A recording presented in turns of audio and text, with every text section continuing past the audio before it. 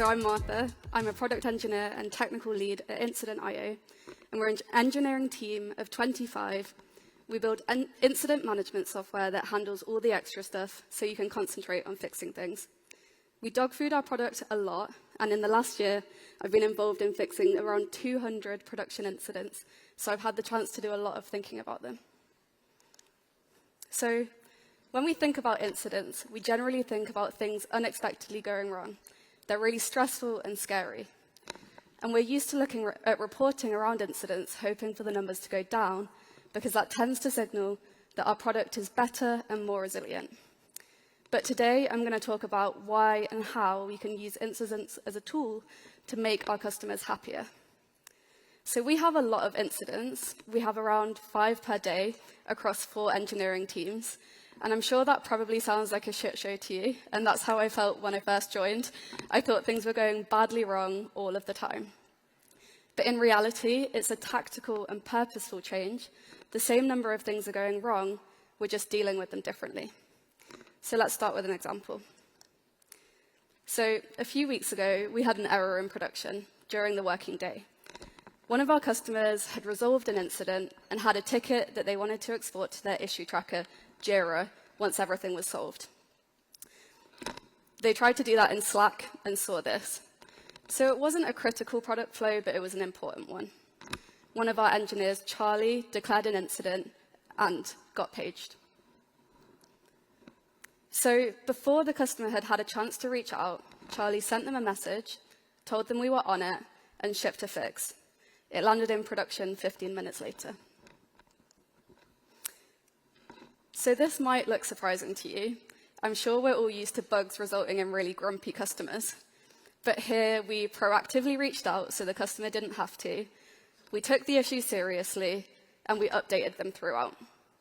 Our response was so good that rather than being annoyed that they experienced an issue, their lasting impression was really a good one.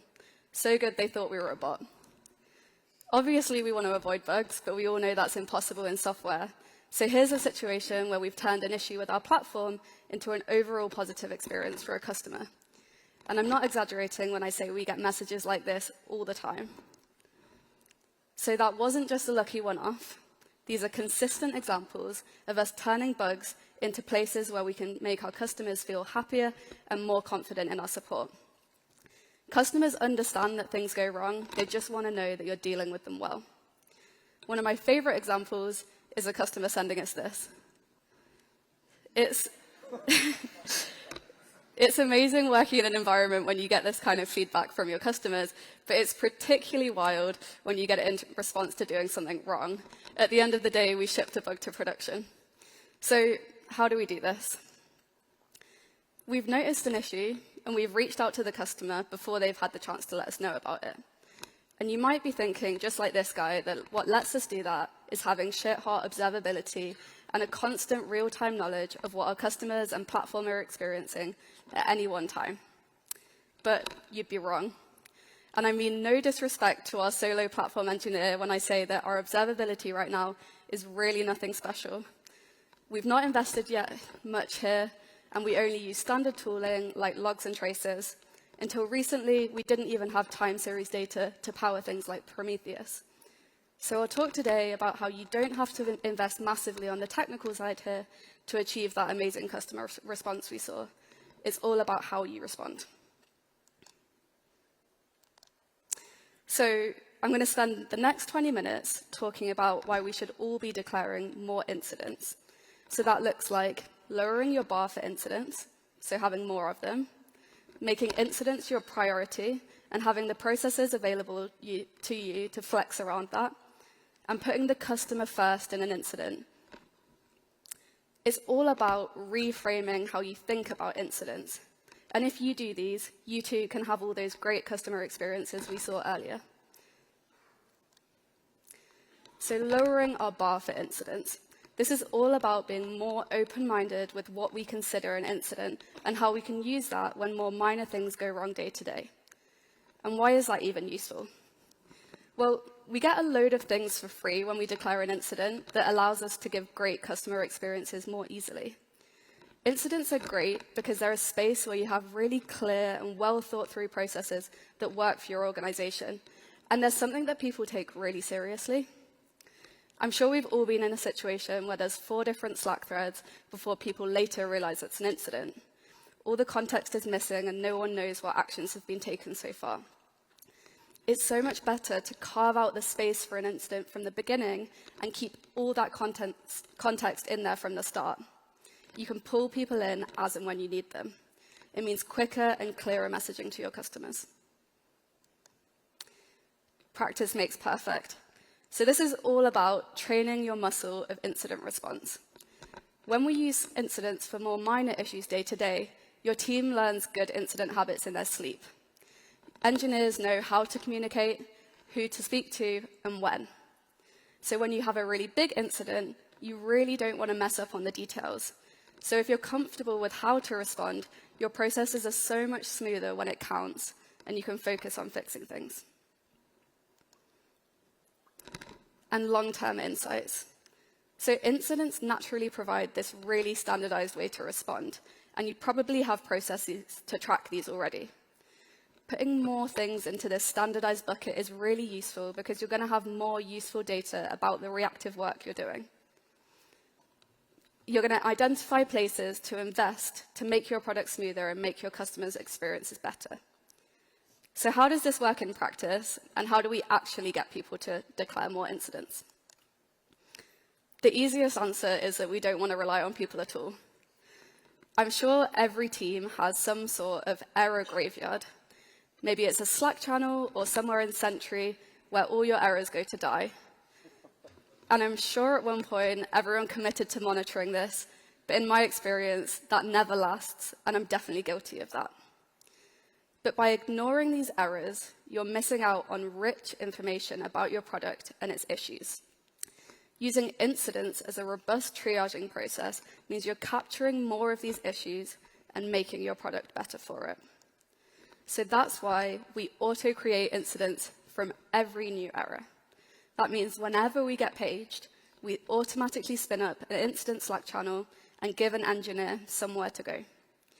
And you're probably thinking, oh my God, this is going to result in an incredibly noisy pager and really grumpy engineers.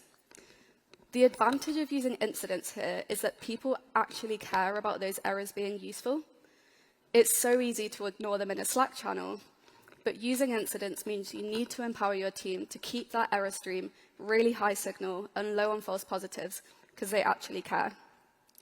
I always know that if I get paged at 3 a.m., I can scrap what I'm working on the next morning and spend an hour or two making sure that it's not going to wake me up again if it was a false alarm.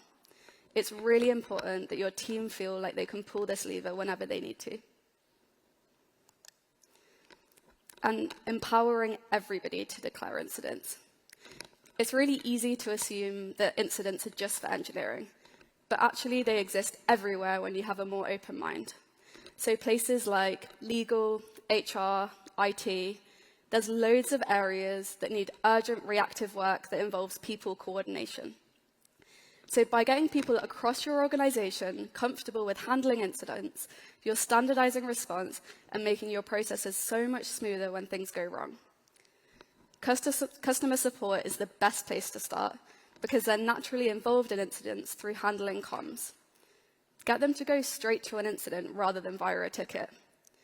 Giving everybody in your organization a really big red button to press when an incident goes off feels really scary, but you hire smart people for a reason, and trusting them with incidents is really important. This is so much easier when there's no shame in a false alarm incident. Having a clear way to jump out if an incident turns out not to be an issue is really important.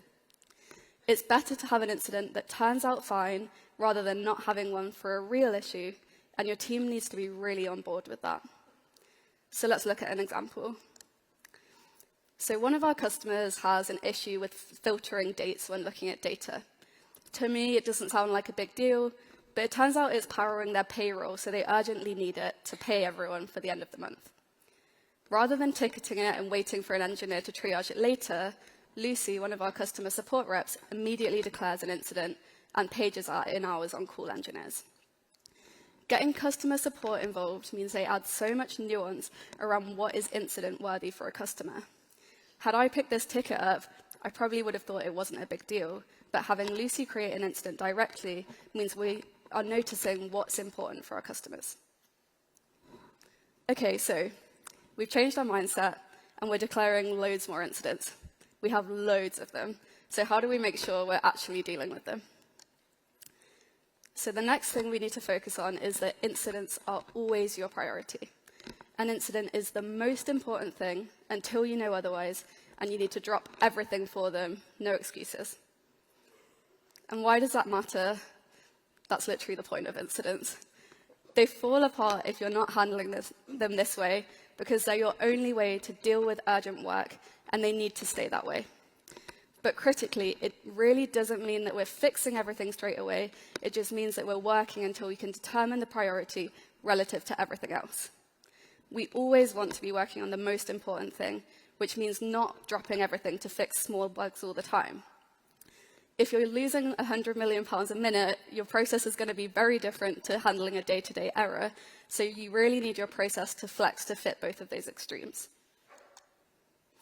So to keep us working on the most important thing, we need a really clear flow through an incident to handle this. If you're having more incidents, naturally you'll have some that don't end up being issues at all. For us, that looks like blips with deployments or transient third-party issues, generally one-offs. These shouldn't count towards your metrics, and as we said earlier, having an easy process to handle false alarm incidents makes people way less scared to declare them. So for us, this looks like the triage stage in yellow, where you can either accept or decline an incident if it's not an issue at all. It gives an engineer space to quickly work out what's going on and how bad it is before all hands are on deck and everyone's distracted from what they're doing. If you're accepting an incident, you're saying that something's probably going wrong, but again, it doesn't mean that you have to fix it straight away. You'll just do a little bit of investigation during the incident to work out what the urgency is. So just because we've got this really lovely triage process doesn't mean that it actually works yet, because there's people involved and they need to be making the right decisions. Understanding your framework for what is important is great, and sharing that with the team is vital. It always requires nuance and personal judgment, but you can probably define some categories for what your fix-it-right-now incidents fall into. For us, there's a few things that would make me worry. Firstly, any kind of critical product flow that's blocking even a single user from doing the main point of your product. For us, that's incident response. Secondly, maybe it's a less critical product area, but it's actively causing a little bit of pain for all of your customers. Again, I'd want to fix that straight away. And finally, maybe it's neither of these, but you still need a way to pull a lever for a really important customer if they're really stressed out about something. Having this framework allows people to really easily categorize when to fix things straight away and when to ticket them up for later. Effectively triaging speeds your team up so much because it means you're always working on the most important thing. So invest in getting everybody really good at making these decisions. The other principle that we want to take into account when we're dealing with incidents is never passively pausing them. And what do we mean by this? Well, when we're dealing with incidents for a wider range of errors, there's going to be times when we've got to put an incident down for a while, even though it's ongoing.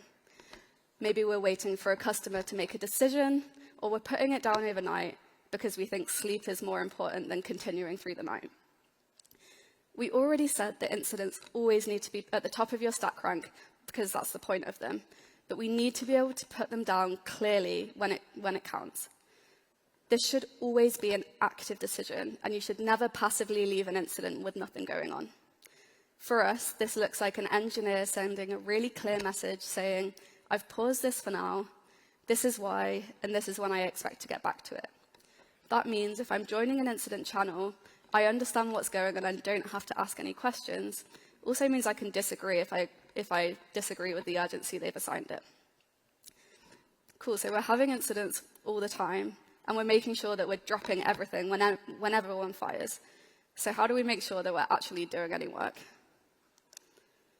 For us, this looks like a role called product responder. It's a rotating team of engineers whose sole focus is reactive work. Each week, one engineer from each team will join, and they'll work on bugs, incidents, and customer delight features. It's about shaping your organization to support flexibility. By actively budgeting resource for interrupts, it means there's no drama when an incident fires about who's dealing with it. I've definitely been in teams without this, where people are really reluctant to jump in and everyone's running away hoping someone else picks it up. It also means it's not always the same people dealing with this reactive work. The trade-off is delivery on our roadmap, but we're not losing that much. We'll contribute, say, 1 out of 5 engineers from each team per week, but delivery does not feel 20% slower because those incidents and that reactive work would still be happening. It would just be a little bit more chaotic. So this way, we deal with it as part of our day-to-day, and we get a little bit of extra time to ship some customer delight features, which go a really long way. Now, obviously, if our whole app broke, we'd probably draft in the rest of the team, but for day-to-day errors, Product Responder always has it covered. It's also really good for engineers to work with people across teams and look at the code base outside of just their team.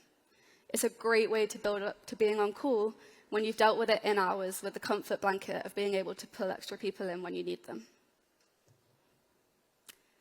Okay, so we're having loads of incidents, we're treating them with the right urgency, and we even have the staffing available to do that through our product responder role. That's great, but alone, it won't get us all that delight that we saw from our customers at the start. The final point is that we need to frame our incidents in the right way. Our number one priority is the customer's needs.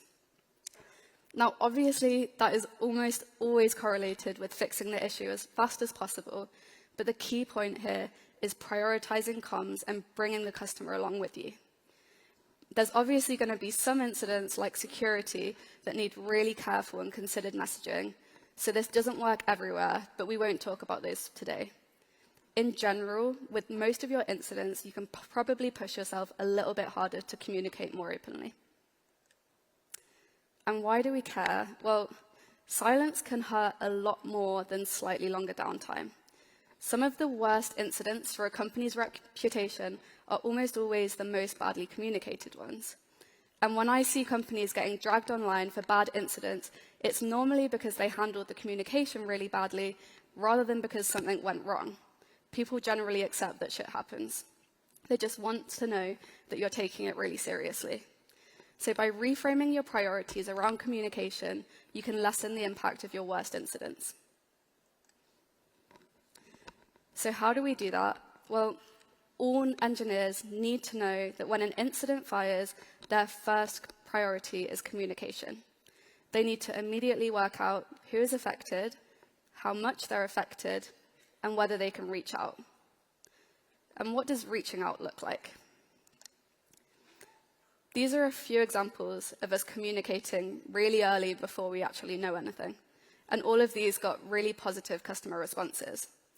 For us, it looks like messaging to say, hey, we see that something's happening and we're on it. And that's usually enough. You don't have to give loads of extra information. You're just buying yourself time and you're really relaxing the customer because they understand that you worked it out before they did. You don't want to later contradict yourself here, so don't try to over-communicate too early. Just a heads up is enough. You don't need to give all the information you have. Let them know that you've got an incident internally to deal with this. This really relaxes them because it tells them that it's really serious for you. It's so important here to trust your team with communication. Of course, your customer relationships are really important, so that can feel scary, but you need to trust your team to handle these. One thing that works really well for us here is having a really strong culture of drafting messages before we send them. I send messages like this in an incident channel all the time for a quick thumbs up and any tweaks before I send them out. This has massively improved the quality of our communications and allowed us to feel really comfortable with engineers communicating directly to customers by just sharing them quickly before they go out. The other thing that's really helpful here is clearly linking your errors to who it affects. This centers the customer and who actually matters in the incident, rather than an error just feeling like a technical thing. For us, that looks like having really clear mappings on all of our errors in Sentry, but you could use whatever tooling you have. It should be so easy to go from an error to work out who's affected, to then go to direct communication with that customer in just a few clicks.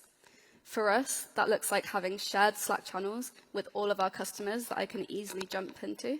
But it could look like Intercom or whatever tooling you have. The point is, you need direct and easy access for all of your engineers.